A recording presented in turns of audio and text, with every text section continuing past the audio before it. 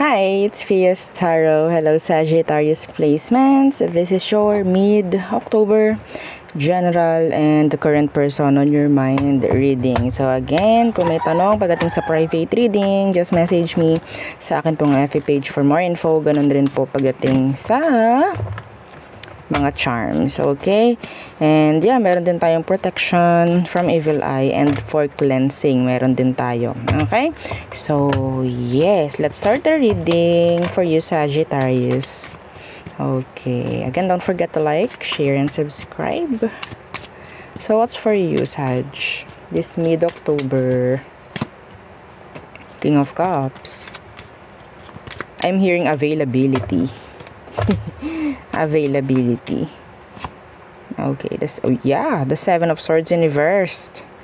Para kang ano dito, open na open. Okay, meron pong darating na offer. Yeah, and this is love. This is love. I don't know, iba sa inyo kung open kayo for a new connection, a new person, then may darating po sa ayaw nyo at sa gusto nyo. Okay, meron. Okay, let's see. Makikita ng tao or andyan yung appreciation. Okay, ma-appreciate ka ng tao this mid-October kung ano man, lalo na kung ikaw tong gumagawa ng maganda sa iba. Okay, so I think nandun yung marirecognize ka. Okay, Temperance in reversed. The Nine of Pentacles in reverse. Huwag kang gigil pagdating sa pera mo ngayong mid-October. Huwag kang gigil. Okay. So, yeah, the Three of Swords. The Strength. Okay. So, huwag gigil. King of Pentacles in reverse. Mas maganda, kung may pera, kasi may pera akong nakikita dito, this mid-October. Kung may pera man, edi gamitin lang ng tama. Pero again, palagi kong sinasabi, pera mo naman yan. O, diba? So, what else? Okay. May papasok sa isang commitment this mid-October. Iwasan pong mag-commit agad-agad, lalo na kung hindi pinag-iisipan ng mabuti. Okay? So, what else for Sagittarius this mid-October? Judgment in reversed.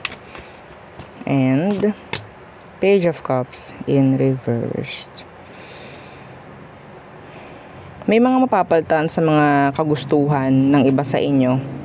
Yeah, may mga mapapalitan or may mga madadagdagan. Okay, may hihingi ng sorry sa'yo. Could be a Scorpio, a water sign, Cancer, Scorpio, Pisces this mid-October. Okay, may hihingi ng pasensya, may makikipag-ayos. Yeah. Yeah, the Five of Cups. So, ito yung taong pwedeng binlame ka. And I think they have regrets sa kung ano man ang ginawa nila sa'yo. Andun yung hihingi sila ng kapatawaran or kung ano man, makikipag-ayos. The Three of Pentacles, may i-build na naman sa inyo this mid-October. Okay. So, yun lang. Papyaw lang.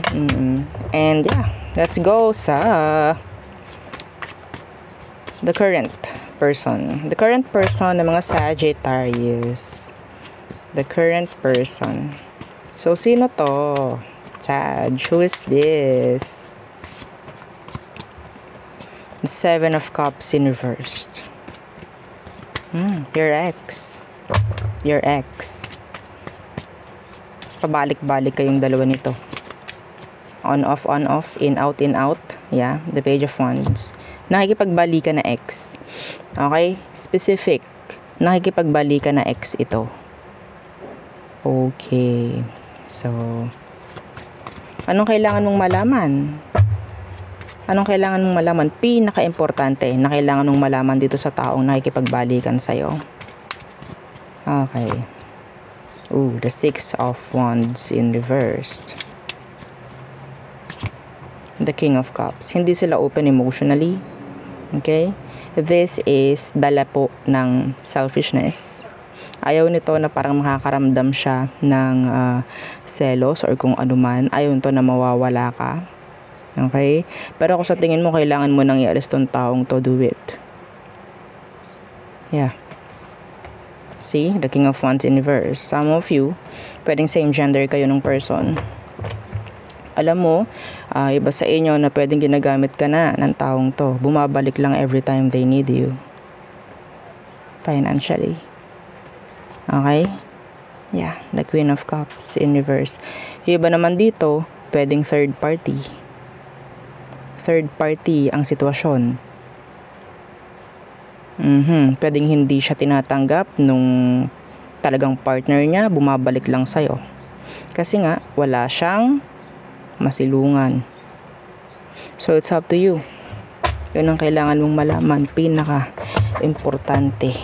Okay? So, who else for Sag? Who else? For Sagittarius placements. For Sagittarius placements.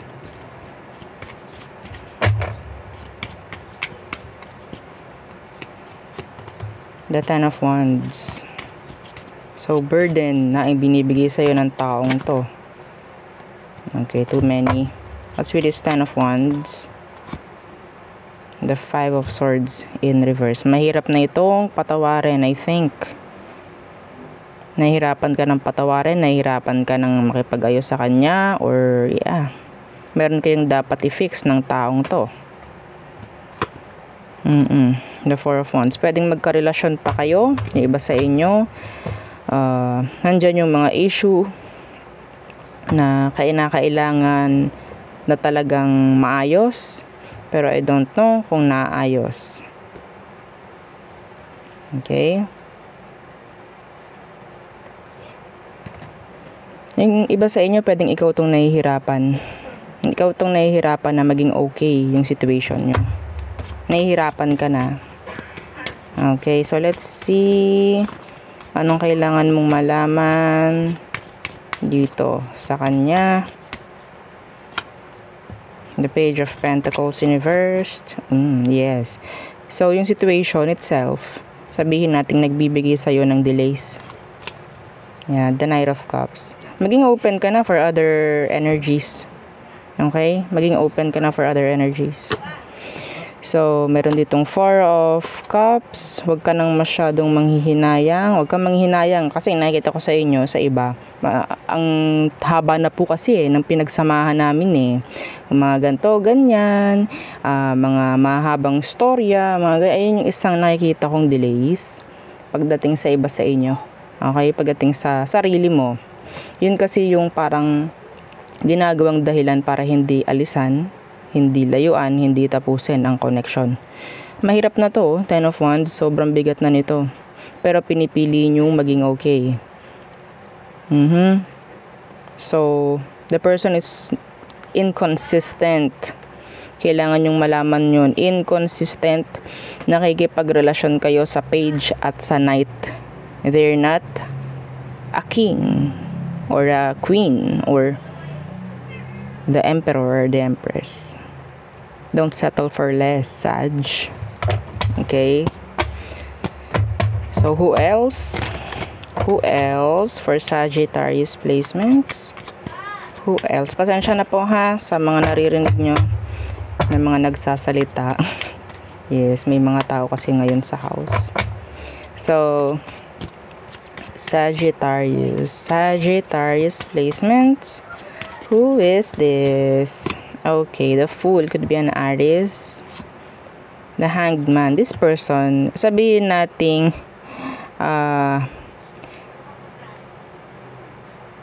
masyadong, sabihin nating nasanay. Meron tong kinasanayan. Okay, meron ditong Aries, Pisces. Andun yung energy na parang takot itong taong to. Oo. Takot lumabas sa kanyang comfort zone. Takot mag-discover ng kung ano man na kailangan i-discover. Okay? Yeah, the Eight of Swords. Madalas stuck. Okay? Siya yung pwedeng nagbibigay sa'yo ng delays or progress. Yeah. So, anong kailangan mo malaman, Sag? The Queen of Cups, they're selfish. They are selfish. Okay? Kasi pwedeng tong taong to, takot na maiwanan mo. Takot siyang maiwanan mo. Malagpasan mo, mga ganyang bagay. Hindi siya marunong sumuporta. Takot siya. Queen of Cups Universe, dumarating na sa puntong yun nga, nagiging selfish na yung datingan. See? The Ten of Swords Universe. Walang growth sa taong to. Mahahawa ka. Mahahawa ka. Itong meron sa'yo. The Queen of Wands and the Chariot. Marami kang pwede pang gawin. Dapat hindi ka nakokontrol ng taong to. Okay? Lagi itong extra sa mga gusto mong gawin. Lagi yung extra, lagi yung merong sasabihin. Ay, wag na. Ay, ganto. Dito ka lang. Ay, ganyan. Okay? Dala ng takot. Dala ng kung ano man. Okay? Hindi ka totoong nasusuportahan ng tao. Ang gusto niya, nandiyan ka lang palagi. Hindi niya iniisip yung growth mo, progress mo. Basta nandiyan ka lang. Okay? Kasi kung, may tawag dyan, may concern sa yung tao, hindi ka hayaan na nandiyan ka lang. Gusto niyan mag-grow ka, ganun din siya. Okay? Some of them may trauma eh. Hindi ko rin masisi, may trauma. Andyan yung parang pipigilan ka palagi. Dala rin po ng trauma ng iba sa kanila. Okay? So there. So let's go sa all signs. Aries through Pisces. So, anong kailangang malaman ng mga ng all signs. Okay, and again, after this, pupunta tayo sa charm reading. Okay, so Aries, they need you. Yeah, they need you. Taurus, wala akong nakikitang plano. Gemini, they have trust issues, being guarded. Pero they have something like, pwedeng meron pang isa pa na dahilan itong si Gemini para magtiwala pa, parang ganun. Anyway. Or pwedeng ikaw yun pagdating sa kanya. Cancer, they're silent, detached, cold. Okay, distant. Leo, what is this? Okay, imbalance. There's imbalance. Virgo, no progress. Libra, this is energy of in and out. Okay, failed start, false start. Scorpio, unfinished business. Sagittarius, they're holding back. Capricorn, they want clarity, they want kung ano yung totoo, real, okay, genuine. So Aquarius, a non-committal. Pisces, they want something new, they want changes. Okay, so there. So next, yung ating charm reading for you, Sag.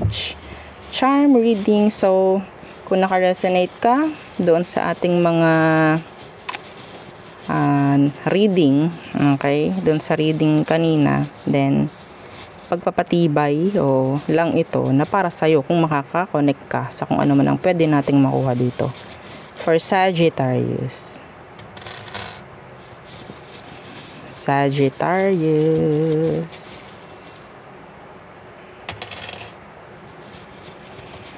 Sag.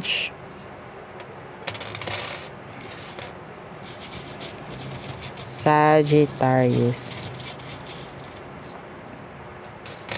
Okay, so meron tayong heart, fishtail or mermaid's tail, seashell, another seashell, a flower, a butterfly, the tree of life.